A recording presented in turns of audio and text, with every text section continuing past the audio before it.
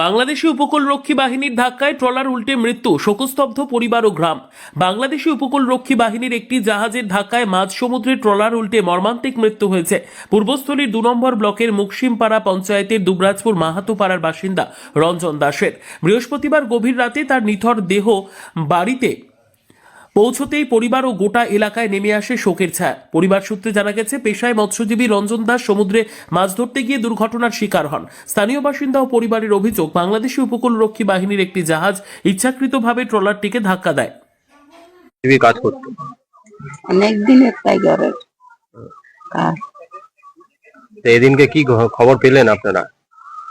Libby মার দিছে, এটাই বলছে সারা জীবন তো এখানে কাজ করছে। আপনার স্বামী একমাত্র উপার্জন করতো? হ্যাঁ, আমার কেউ আর কাজ করার লোক নেই। ছেলে কোনোদিন অন্য কাজে চর্চা কিছু জানো না। কয় ছেলে মেয়ে আপনার? আমার 6 ছেলে মেয়ে। এতে কি বলবেন, এ ধরনের একটা ঘটনা ঘটালো? বলবো আমি সরকারে কি করবো, সরকারে জানে, আমাদের তো কিছু নাই। আমাদের কোনো জায়গা জমিনে নাই, কিছু নাই, আমরা এই খাটার উপরে খাওয়া। কি খবর পেয়েছিলেন আপনারা? খবর এই নিবি মারি দিছে, ট্রলার অ্যাক্সিডেন্ট করি।